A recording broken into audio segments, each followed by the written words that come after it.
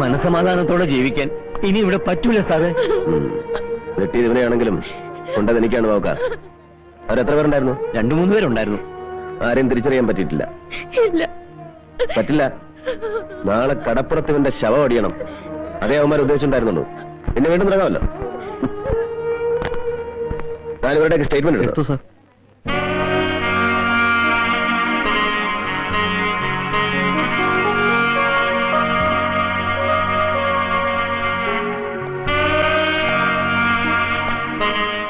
ഞാൻ ആള് പിടിക്കുകയാണല്ലോ. പത്രക്കാരറിഞ്ഞാൽ front page വാർത്തയ്ക്ക് സ്കോപ്പ് ഉണ്ടല്ലോ ഈ രക്തദാനം. പക്ഷേ എനിക്കെന്തോ പേടിയാ ഇപ്പൊ തോന്നുന്നത്. എന്താ? നേരത്തെ ഒരാളിവിടെ വന്നിരുന്നു. G K Krishnan. അയാൾക്ക് ഞാൻ ഈ രക്തം കൊടുക്കുന്നത് ഇഷ്ടപ്പെട്ടില്ലെന്ന് തോന്നുന്നു. ഞാനൊരു മുസ്ലിം ആയതുകൊണ്ടായിരിക്കും. അയാളുടെ ഒരു നോട്ടവും ഭാവവും. സത്യം പറഞ്ഞ സാറ് വന്നപ്പോഴാ എനിക്ക് സമാധാനമായത്. വരട്ടെ.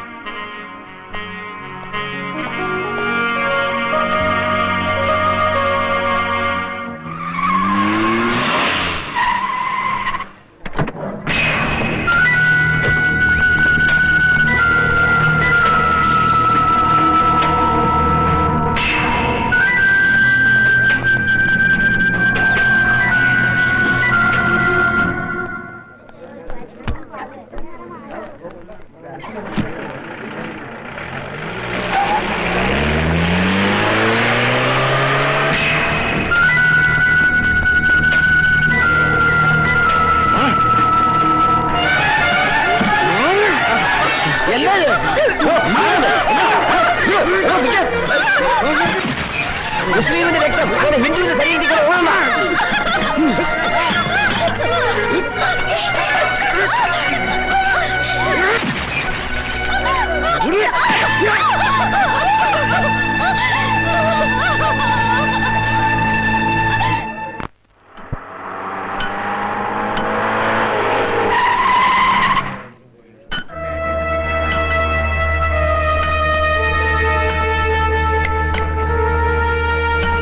ഇവിടെ നിന്നെ തന്നെ വാ.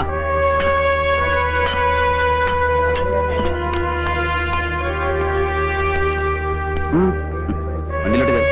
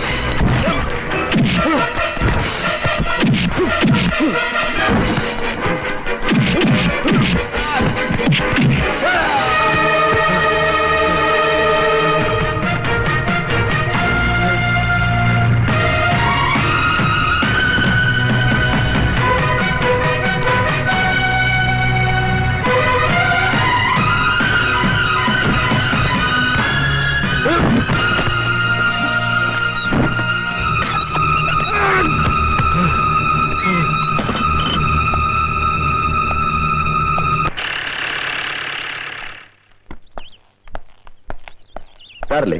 ഇക്കൊക്കെ പോയല്ലോ. ഓ, കോളേജിലേക്കാണോ? കയറി, ഞാൻ ഡ്രോപ്പ് ചെയ്യാം. ഇടയ്ക്ക് വെച്ച് ഇറക്കി വിടുവോ? ഇല്ല, കയറി.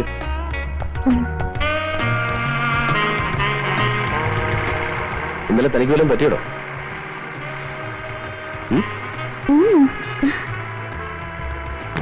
ഇന്നലെ താൻ രക്തം കൊടുക്കുമ്പോ ആശുപത്രി ഒന്ന് 2-3 പേര് ബഹളം ഉണ്ടാക്കിയില്ലേ? അവരെ കണ്ട ഒന്നാം സാക്ഷി ഏതാ? ചിലപ്പോ കോടതി വന്നൊന്ന് സാക്ഷി പറയേണ്ടി വരും. പറയണോ? എന്ത് സാക്ഷി? എന്താ പറയാൻ പറ്റില്ലേ? ഞാനൊരു പെണ്ണല്ലേ? അതെന്താ? കൂടെ പോരുവോ? എന്തിനു? സാക്ഷി പറയാൻ കൂട്ടിന് പോരുവോന്ന്.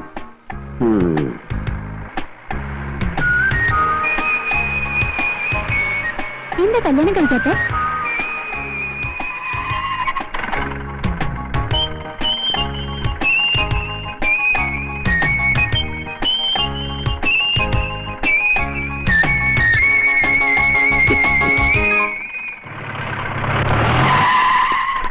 എന്താണ് അവിടെ? RC ബുക്ക് ചെക്ക് ചെയ്യായിരുന്നു.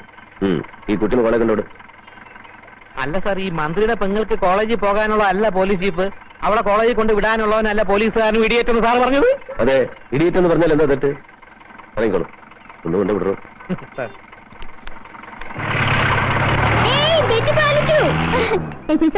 ഞാൻ ബെറ്റിൽ ജയിച്ചു. ഞാനൊരു പഴയ പഴഞ്ചൊല്ല് ഓർത്തു പോയതാ.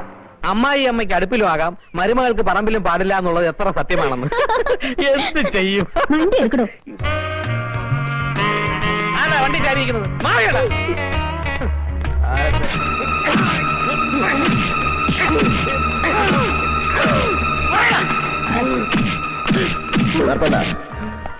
പൂമനം കടപ്പുറത്ത് കുടിലുകൾ കത്തിച്ചതും ആളുകളെ ചുട്ടുകൊന്നതും നിന്റെ നേതൃത്വത്തിലാണെന്ന് എനിക്കറിയാം. പക്ഷേ അത് നീ തന്നിഷ്ടപ്രകാരം ചെയ്തതല്ല, ആരോ നിന്നെ കൊണ്ട് ചെയ്യിച്ചതാണ്. അതാരാ? ആരാണെന്ന് പറ. എനിക്കറിയില്ല. വാർത്താണ്ട. ഞങ്ങൾ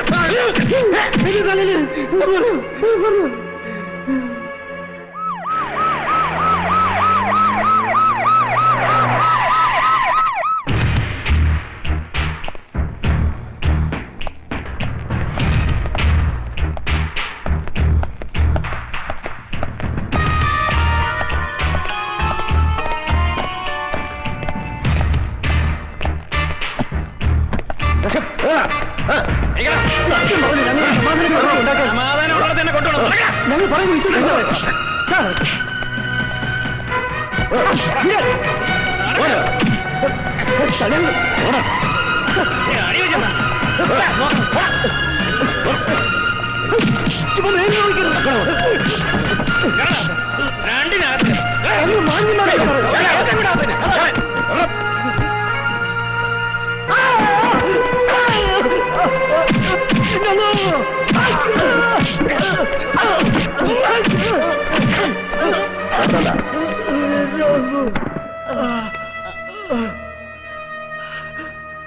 ലക്ഷങ്ങളുടെ ബാങ്ക് ഡെപ്പോസിറ്റ് മാറി മാറി ഉപയോഗിക്കാൻ 17 പോലും തികയാത്ത തരുണീ മണികൾ, കഴിക്കാൻ 5000-ഉം 10000-ഉം വിലപിടിപ്പുള്ള വിദേശ സ്കോച്ച് വിസ്കികൾ, കിടന്നുറങ്ങാൻ രാജകൊട്ടാരങ്ങളെപ്പോലും തോൽപ്പിക്കുന്ന രമ്യഹർമ്മ്യങ്ങൾ, തലയിണക്കീഴിൽ ഗീതയും ബൈബിളും ഖുറാനും, നെറ്റിയിൽ ചന്ദനക്കുറിയും നിസ്കാര തഴമ്പും, ആജ്ഞാപിച്ചാൽ ആയുധമെടുത്തിറങ്ങാൻ ആട്ടിറച്ചിയും ചിക്കൻ സൂപ്പും കൊടുത്തു വളർത്തിയ ഗജ പോക്രികൾ, സ്വന്തം രാഷ്ട്രത്തെ ശവക്കൂമ്പാരമാക്കാൻ വിദേശ ശക്തികൾ വെച്ച് നീട്ടുന്ന എച്ചിൽ കൂനയ്ക്കു നേരെ ചാവാലിപ്പട്ടികളെപ്പോലെ നാവുനീട്ടി നിൽക്കുന്ന ദൈവത്തിന്റെ ഹോൾസെയിൽ ആൻഡ് റീറ്റെയിൽ വ്യാപാരികൾ. നിങ്ങൾ അറിയണം, മുഹമ്മദ് നബിയും ക്രിസ്തുവും വിലപേശി വിൽക്കാനുള്ള വിൽപ്പന ചരക്കല്ലെന്ന് അറിയണം. 2 കൊച്ചുകുട്ടികൾ കാണിച്ച കുസൃതിത്തരം മുതലെടുത്ത് പൂമനം കടപ്പുറത്ത് ശവങ്ങൾ വീഴ്ത്തിയത് നീ വിവരം ചേർന്നല്ലേ? അങ്ങനെ ചെയ്തത് അധികാരമോഹിയായ ഒരു മന്ത്രി പറഞ്ഞിട്ടല്ലേ? ഒരു ആഭ്യന്തര കലാപം സൃഷ്ടിച്ച് ഈ മന്ത്രിസഭയെ താഴെ ഇറക്കിയാൽ പകരം അയാൾക്ക് മുഖ്യമന്ത്രിയാകാം. ആയാൽ GK കൃഷ്ണൻ ഇഷ്ടം പോലെ കൈയിട്ട് വാരാം, നക്കാം. ഇവിടെ പണം 2 ബീവിമാർക്കും മാറി മാറി താമസിക്കാനുള്ള 2 താജ്മഹലുകൾ പണിയാൻ ആവശ്യമായ പണം. പകരം അക്രമിപ്പടയും ദൈവത്തിന്റെ ലേബലും. അറിയില്ല, പ്രവർത്തിക്കും ഞാൻ.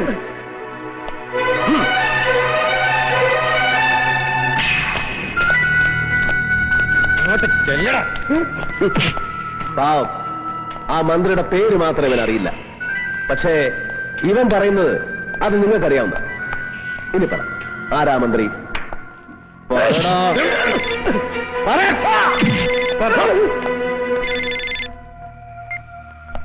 യെസ്, എന്താ സാറേ കാര്യം? ഓക്കെ.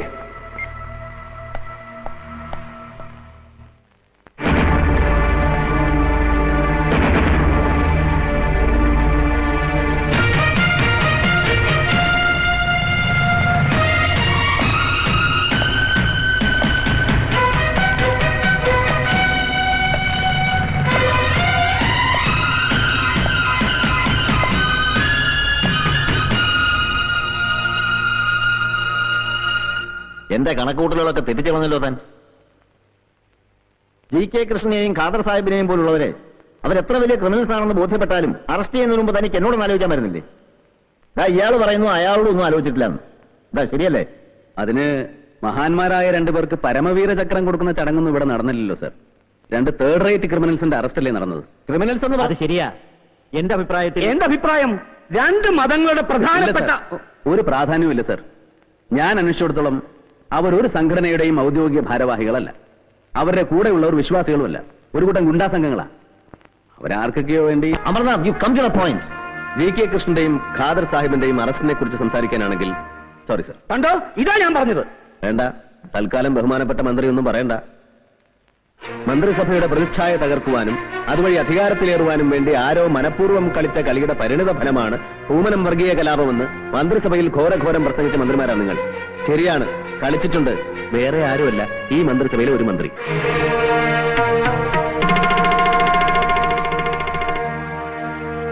നമുക്കറിയണ്ടേ ബഹുമാനപ്പെട്ട ആ മന്ത്രി ആരാണെന്ന്? GK കൃഷ്ണനും ഖാദർ സാഹിബും ആ പേര് പറയും. പറഞ്ഞില്ലെങ്കിൽ ഞാൻ പറയിപ്പിക്കും.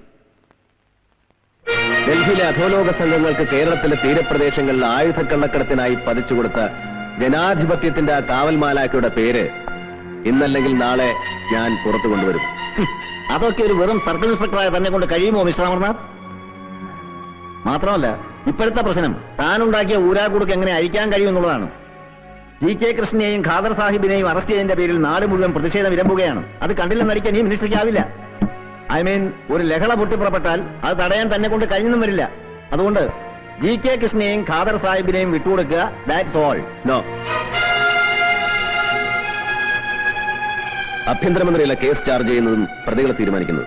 ഇനി അങ്ങനെ വല്ല അധികാരവും ഉണ്ടെങ്കിൽ ഒരു കഷ്ണം വെള്ളക്കടലാസിലേക്ക് എഴുതി തന്നാൽ മതി ആ order. What rubbish are you talking? Yes sir, എനിക്ക് മനസ്സിലായി.